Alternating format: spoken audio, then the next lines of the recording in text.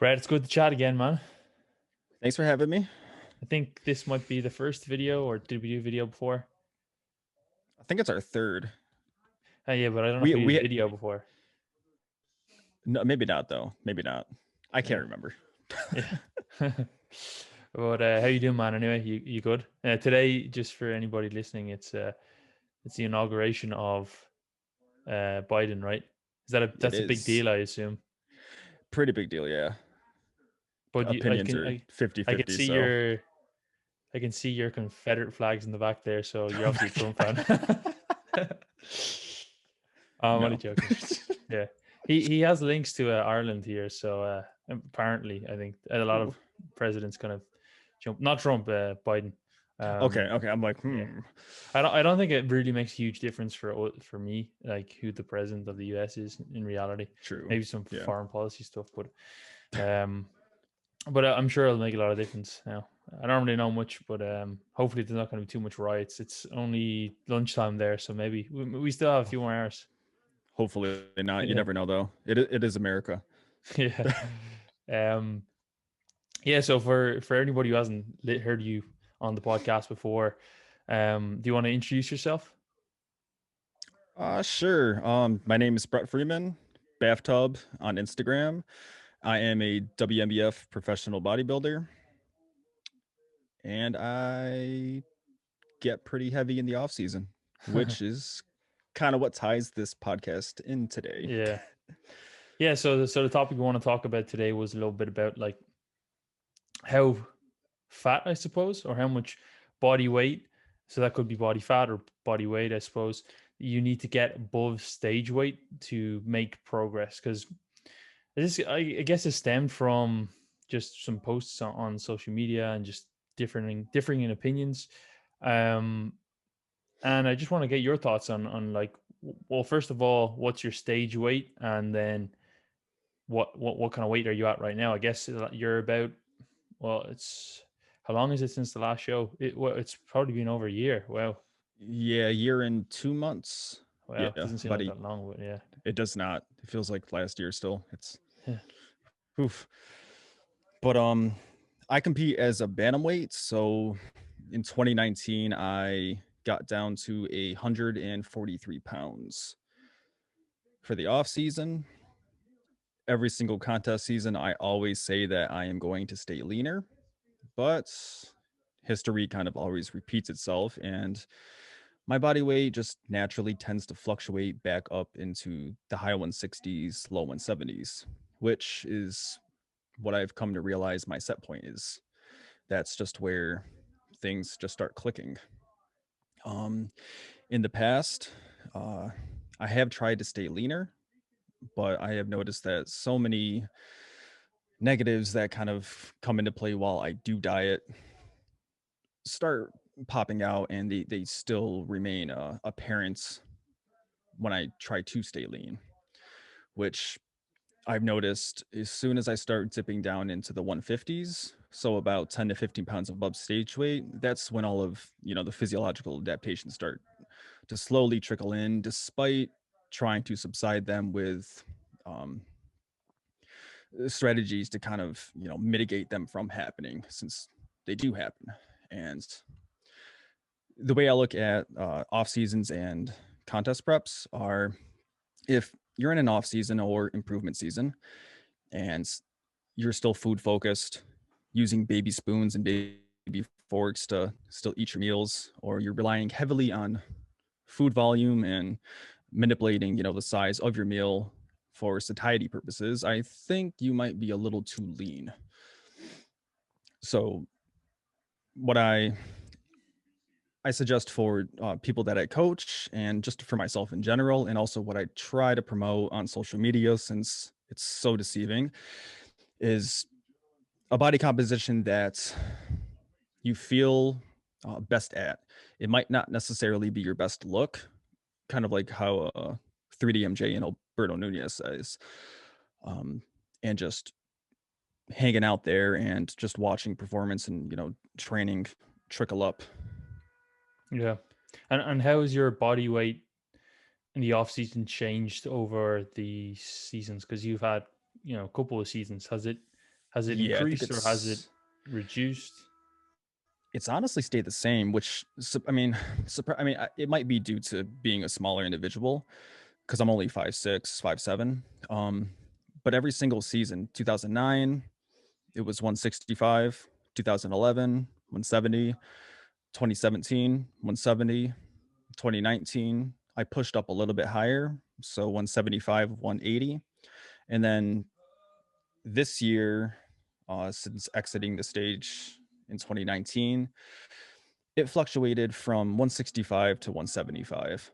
And I noticed over time, since I do take more of an intuitive approach during my off season, that um, body composition looks a lot different compared to previous off seasons, which um, I suppose it's anecdote, but I, I I don't think body fat needs to get pushed up so extremely high.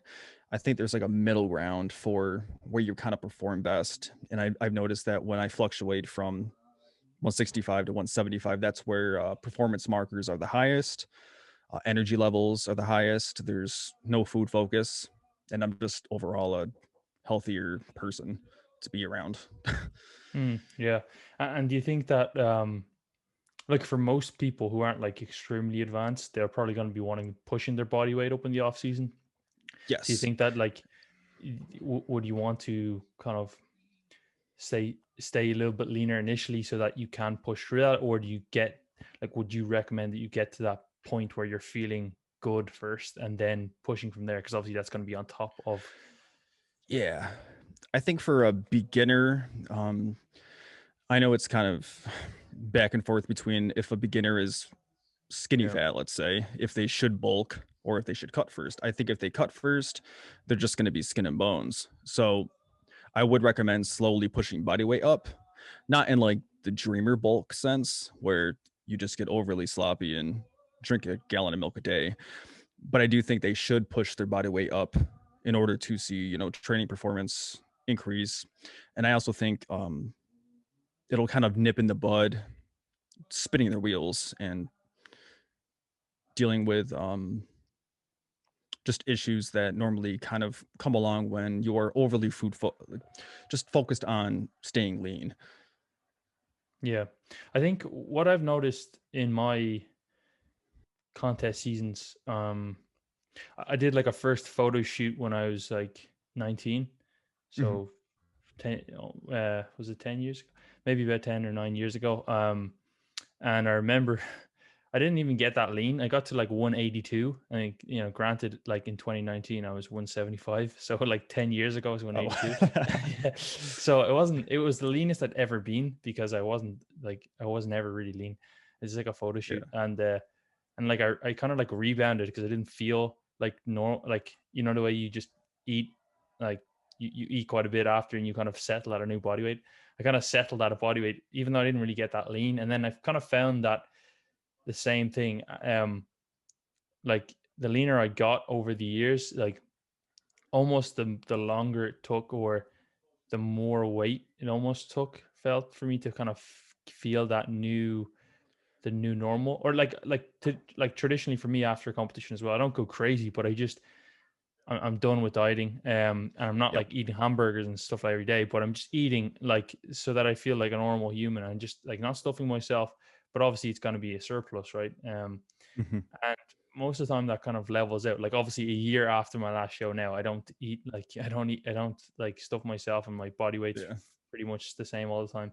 But I found like the last season I did was the leanest I'd got before. And I noticed that it just was longer before I actually was no like felt like, well, Yep. actually I don't have any weird body fat distribution here.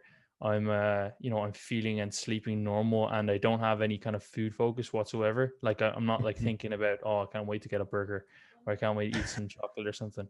Like it Mhm. seems quite far fetched now to me, but that's the reality of it afterwards. I remember the last show we went out for food with Eric and his wife and Jeff and his wife, and I got like them pick and mix things where you like shoveled it. Yep. It was like something like $25 worth of. It was like about 2 kilograms, and I ate about like the next day. My face was like bloated. I have a picture Mhm. because it looks like I gained about 10 pounds. Oh Um, my God. but yeah, I didn't go crazy for ages. But I find that the leaner I get, it's almost like the more it takes for me to recover. Have you ever experienced anything similar? Yeah, and I know it differs. I think it was Berto that mentioned that with the recovery diet that he normally feels normal after a month or two, whereas I've always noticed that it takes 3 to 6 months. But again, I've noticed that the leaner I do get each season, the longer it does take post show in order for things to start actually normalizing again. So 2011, it took quite a long time because I was a teenager. 2011, it was a little bit easier. And then in 2017 and 2019, where I got substantially leaner, it again took another 3 to 6 months to have everything feel 100% normal. I mean, food focus kind of disappeared after the initial 3 months, but sleep, body fat distribution, which just like you, for me, it's terrible. It's not good for social media. Yeah, yeah, yeah. It either goes straight to the face or it goes to the abs midsection. And even training doesn't really start clicking or feeling normal until I want to say at least 4 plus months post show. And Oh, thankfully we had COVID and lockdowns happen 4 months to into our post show period, so that was fun. yeah. But Yeah, I think this.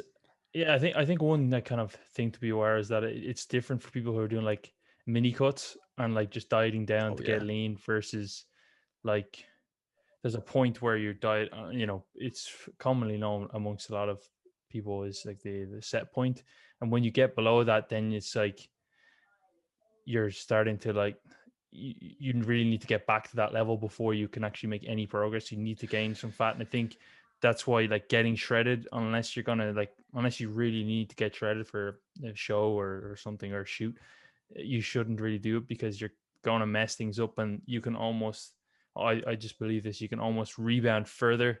um and no matter how kind of controlled you are or how kind of much what would be the word, say like dedication or discipline that you have, Yeah. it's still like you still don't feel right, I think, if you get super lean. So Mm-mm. and I think again it's going to be individual, right? So Yep.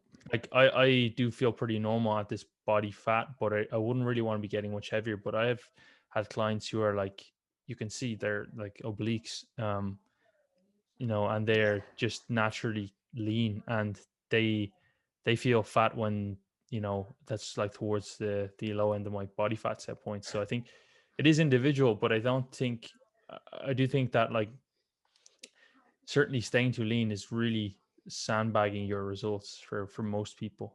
And one like massive anecdote is like a lot of guys who are like pretty big have like spent a time of their life like being fairly overweight. Now that's just Yep. a pure anecdote, I mean, but like I do see that with a lot of guys. No, definitely. I mean, the mass article that came out in regards to football players and sumo wrestlers and athletes that uh, have gone a little bit higher in body fat tend to accumulate more size. And we have seen it anecdotally in natural bodybuilding. I mean, the most quote unquote, I suppose, genetically gifted athletes are the ones that have kind of gone through those dirty bulks. I mean, I really feel like it helped potentiate Alberto's um, Hmm. career. I'm not career, but like competitive edge because he did get up pretty high in body fat. I know Eric Helms did originally. Uh, Bob Waterhouse, a really Yeah, really good he, natural pro, he he gets tends to get very fat. he is very fat. um, Lee and there's Priest, another good natural pro. oh yeah, the KFC bucket. Ronnie Coleman. I mean, it is definitely genetic. I feel in regards to just set points. that people are able to hang out. And same goes with body fat distribution. Some may have obliques, abs year round, but their lower body might be 15+% body fat. Um, I think of the WNBF champion, Kendall, who is blessed genetically, stays pretty lean year round, but he's pretty far away from stage weight, I would say. And he probably functions pretty normally and is able to gain muscle. So I think it does definitely depend on the person. But for your average, I suppose, average genetic trainee that is going to the gym, when they see all these pictures of people that are always lean and gaining muscle, they think that they have to do that and live that, quote unquote lifestyle in order to Yeah. feel a part Yeah. of It's this it's weird it's cult. definitely something that I think that held me back for a while. Like trying to stay lean, but not like really lean, but leaner than what I was like productive at. And during my like early 20s, and then trying to be lean for a holiday or whatever all the time, every time I had a holiday. So like and then what would happen is you'd bulk pretty fast, or like just kind of eat too much food for too short a period, and then you've already all of a sudden gained 10 pounds of fat, and then you want to kind of cut it back, and then it's like in this perpetual cycle. And I think that's like definitely a struggle for a lot of people, and I guess it's on your goal, right? So we're like, you and I are competitive natural bodybuilders. We're not people who just want to be like look like we're competitors. It's our goal is to be better the Yeah, next time it's stage. It's different. yeah, it's a little bit different. And for us, I mean the vast majority of natural bodybuilders kind of have, weekly rate of gains, monthly rate of gains. And for beginners, intermediates, and sometimes advanced, with advanced with advanced individuals, I would consider you advanced since you do compete at a very high level. um I feel like the rate of gain to which that you and I need on a monthly basis is a lot less comparatively to others that are just starting out in the sport. So they might have to gain at a faster rate in order to gain muscle and improve strength and hypertrophy. Um, but just like yourself, when I was younger, 19, 21, it was an all or nothing kind of mindset. It was, I would have to bulk aggressively at 2 pounds a week, 8 pounds a month. And then after 4 months, I'm like 30 pounds up, and it's like, crap, time to yo-yo diet, mini cut for 2 weeks, and just continuously spin my wheels. Yeah. Yeah. I think the rate of gain is like a tricky one, because like even newbies or newer lifters who've never really done a proper bulk, like they could gain at a faster rate, but again, if they don't have like the genetics, I suppose, to Bingo. capitalize on that, you could just be gaining a lot more fat. So it's definitely difficult, and it's not like there's an exact answer, because I think even like the research of that kind of goal, or that weight of rate gain, which I think it was a paper by Juma Araki and Eric Helms and Peter Fishin, and off season whatever um, recommendations for bodybuilders or something. I think it was in that paper anyway. But the papers they looked at, there's obviously a sample of people within in those studies. So it's not like there's not like thousands of people where they're like looking at different rates of weight gain. So you do have to kind of be careful of like your rate of weight gain. I've even noticed like in the last few weeks I've been trying to gain, but like it's been pretty stressful. Just like life has been pretty stressful, and I even noticed like at a fairly slow rate of gain, my abs are getting washed out pretty fast, which is not the best. But I don't really care too much at the moment. Like home training and everything, it's just not ideal. Like with limited equipment. But yeah, I think for like people who are just like maybe non-competitive and they want to be in striking distance, or they want to just be generally fit and healthy. Like I think when I'm like older now, stop competing, I'm not going to be like bulking and cutting. I'm going to Oh try yeah. and maintain a relatively healthy physique. Like I don't think, I know that there's aspects of unhealthiness to all sports. I've often heard the term like where competition starts, health ends, which not always the case, but it makes sense. But you know, gaining weight when you're already like I'm already like 209 pounds, like gaining weight on top of that is like it's not really healthy, you know, for my blood pressure or you know Oh, just overall health markers. So I think for people who are just trying to like be healthy and gain a bit of muscle, it's probably worth maybe sacrificing a little bit of like like it's hard to quantify how much extra progress you'll make by getting into that range where your sweet spot is versus maybe staying a little bit lower. I think Eric might have mentioned it before, like he actually feels better at a heavier body weight, but it's just too heavy. mhm. No, and didn't Eric, I believe that study also showed, I think it was Eric that mentioned that, I mean, muscle gain is not linear, so it doesn't always show up on the scale, and it doesn't, occur weekly Yeah. or overnights. And I don't believe if he compared it to recomping, but he has noticed that gaining weight might not actually be necessary or needed Hmm. to gaining muscle. Um, I with the regards to getting older. I mean, there comes a certain time where even that extra weight might be a little bit too much on the body.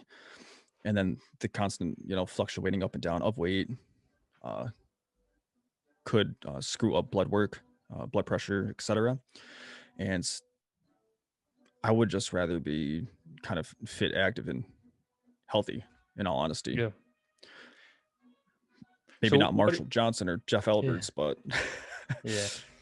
So what do you feel like when you compare like how do you know when you're below that range? I guess that would be a question that a lot of people have. Like they might maybe wondering like, am I in that range of like my optimal zone for building muscle? And like for me, I think one strategy I think to help ease that burden, I guess, for people who have been attached to the look is like focusing on under parameters that will lead to muscle gain rather than just the mirror is. So like sleep, performance, energy, mood, libido, all these things.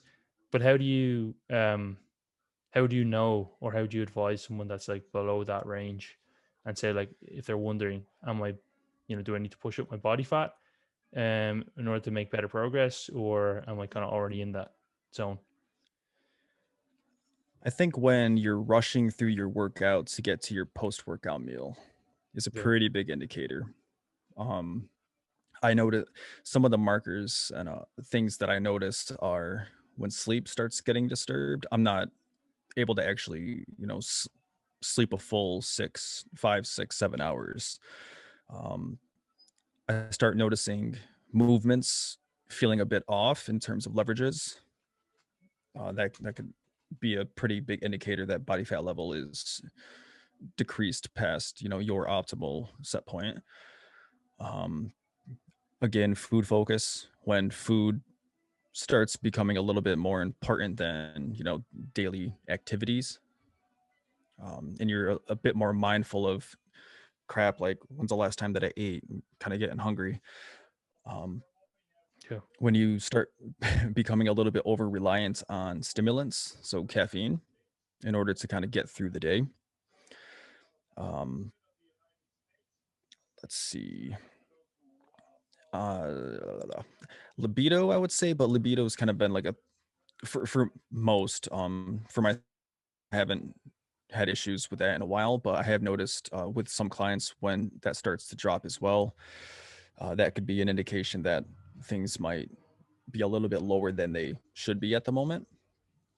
Uh, tr- and then I would the usual training performance and recovery when Yeah. fatigue is higher than it normally would be during your mesocycle. Yeah. I think yeah the key one that I think is because like sleep can be bad. It's like literally I slept like 0 hours last night for some reason, but like it's not because I need to get more get more body fat. Um Probably because I have too much body fat, um but I think food focus is definitely one where you can kind of make it clear. Like, it's hard to say because some people are just like they're too ingrained in macros and trying to use their but when you start to see people like starting the day off with their macros as if it's like, I know this is an analogy people see on social media, but like it's like a bank account, and then they're like trying to figure out what's the perfect kind of high protein, low fat, low carb cake they can make for breakfast, and then they do the same thing for lunch, and you're just over obsessing. Whereas like today I was really busy, so I actually just had, it's not ideal, but I had a shake for breakfast with some oats, and then I had a shake for lunch with a sandwich because I was really busy and I didn't have any food. But like if I was food focused, I would be like thinking about it all day, and I would be like trying to volumize the crap out of that and see how much food I could fit in. Whereas they're the only two things I've eaten today, and it's 25 to 6. So like I'm not food focused, but you do get people who are are not anywhere near a show, but they do over obsess about trying to make the perfect meals. And that's why I heard something, I can't remember where I heard it before, but it's like if you spend more than like 10 seconds thinking about what you're going to eat for that meal, just have a bro meal. Like just bro it up instead Bingo. of trying. Yeah. So I think food focus is one that's a big indicator. Obviously performance as well, but like things like sleep can be affected through stress as well. So yeah, that's for me it's not been an issue, but it's definitely been an issue for some clients. Hmm. I had the same meals today too. I mean, I had whey and orange juice and then whey and a fiber brownie, so I'm not too far off. But Yeah, I didn't think whey mixed well with orange juice. it mixes great with Gatorade powder though. Oh really? That's No, your go-to that's your go-to intro workout, right? that is my go-to. That and a teaspoon of sea salt. Yeah. So I guess to wrap up, man, how do we find like the range for like is it just about trying to assess these various things, and then like what do you recommend like people try and push up towards like a higher body fat percentage like visually, or a body weight goal, and then come back down? Like what do you recommend? I think it takes a lot of trial and error, to be honest. There's no like uh perfect way that I can go about telling somebody to find, their settling point, because it is going to differ. I think if they push their body weight up, kind of assess how they feel at that weight, and then just allow their body to kind of uh, come back down and just normalize, and then kind of take note of how they feel there. And if performance and everything that we've discussed, if everything is, a positive, I think they've found kind of their ideal targeted off-season body weight. Yeah. But I mean, and that also, I mean, it does depend if that person is tracking their macros in the off season, or if they take more of an intuitive approach, which that's a whole other topic. Yeah. Yeah, I think like definitely trial and error is huge. Even for me, I think like a lot of times after my seasons, I didn't really try and progressively gain weight at all. So like that's almost been the same throughout my lifting career. I didn't like go into a long-term gaining phase other than maybe 2014. So like even this year, I'm actually actively trying to see if it's any additional benefit for me. Maybe it won't be. But like between my last season and or the one before last and the last season, I didn't really gain weight. I just kind of took, let my body weight naturally get to a certain level. I, Yep. Started open the gym and just like joined CrossFit. God bless me for 12 weeks. Um, well, I still trained in the gym, but I also went to CrossFit in the evenings.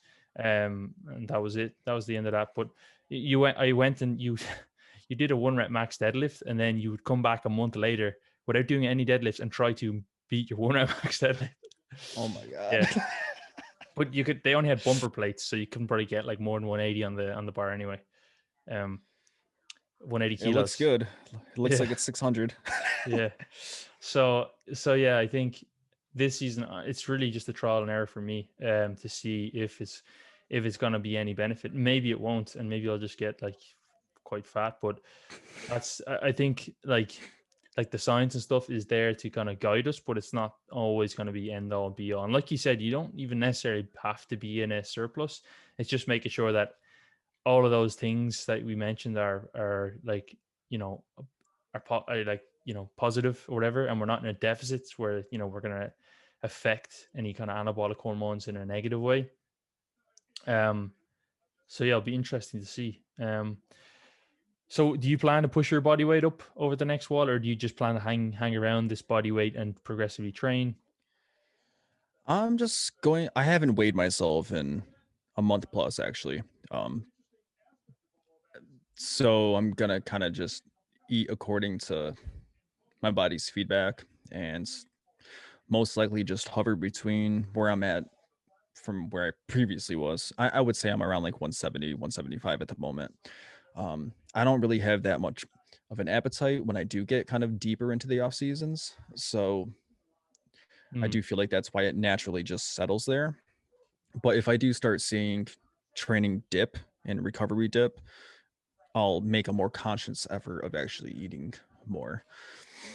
Yeah, I think the appetite is definitely an indicator of perhaps you getting to the higher end of your set point, because I definitely noticed that. Whereas like I Yep. think I was eating maybe 2,500 calories at like 100 kilos, and I wasn't hungry at all, which is nothing. So like that would be like literally I would be starving on that 20 kilos lighter at like 175 pounds. I'd be starving. But I think there's a question of, just because the end of your higher end of your set point doesn't mean that you can, you know, you don't need to push through that to continue to facilitate muscle gain. Because I know like very skinny or very lean guys that I would work with, they actually will hit that ceiling pretty fast. But you can tell that they're not at their genetic limit of muscle gain, but yet they've got no appetite whatsoever. So it's for some, you may actually need to push above your set point, especially if it's quite lean or you haven't got much muscle maybe. No, agreed. And then it becomes tough work at that point. So, Yeah, yeah. So any final words, man? Where can people find out more about you? uh, Instagram at bathtub, at ATP Performance on Instagram as well, and atpperformancellc.com. Nice. I will let you enjoy the rest of the inauguration, and Thank you. Yeah. see you, man.